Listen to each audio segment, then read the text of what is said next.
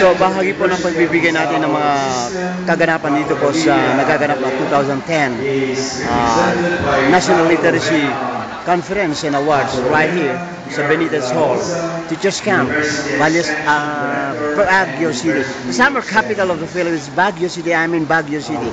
And through the facilities of your radyo natin, Ballesteros Cagayan, magbibigay po tayo ng mga updates dito sa kaganapan at napapansin natin na medyo marami-rami na po ang ating mga participants and delegates who shall be witnessing the awarding of National Literacy Awards. Okay, so sana yung pagpapatuloy po, pakinggan po natin yung mga messages coming from our public address system as we have to rove around without camera.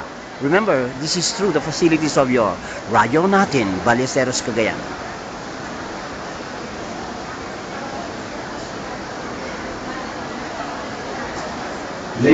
Single out natin po ang representative ng Ballesteros Cagayan. Nandiyan si Engineer Philip Umblas of the Municipal Planning and Development Office.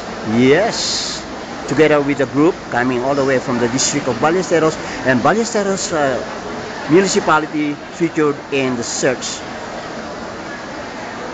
for the most outstanding LGU.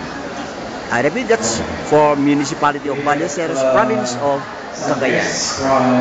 Pasay City, National Capital Region, we have the Assistant Schools Division Superintendent, Dr. Estelita Podian. Oh, there! I caught you again. That's Ma'am Elsa Kinagoran waving her hand, and Ma'am Claire Luna. Yes, from Tuguegarao City. Enjoy. Will you be number one? We do hope that you'll be number one. Strong support to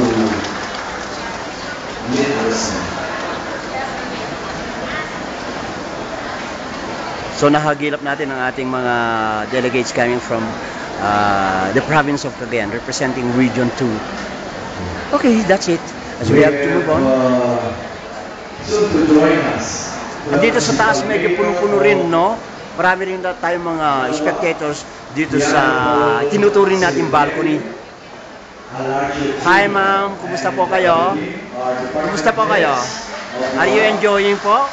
And very much eager to find out? Okay, thank you so much ma'am. So here we are. Nasa upstairs tayo at kinukunan natin ang mga kaganapan dito sa may balcony ng Benitez Hall. Of Cadiz City is here, Dr. XZB. You're caught in the act, ha? Okay, so pagbibigay po natin ng mga kaganapan dito sa nagaganap na 2010 National Literacy Conference and Awards dito sa Benitez Hall. Yes, you can say hello. Okay, you are from what region po? Region 1, Pangasinan 1. Ilocos, Ilocano? No, Pangasinense. Panggalato. Masantos siyang araw at sikay namin. Oh, si kani? Masantos siyang araw at sikay namin. Siyak ni? Sikima, Shaksi, Chris De Vera. Chris De Vera. Pangkalasya. Ano po kayo dun sa sa Pangasinan? In relation to what is going on right now? I am the alternative Coordinator. Yes, district coordinator of Yeah. Kalasyaw. Okay, Chris, I hope you are doing good with your job as an ALS coordinator. We are improving the lives of others. Good.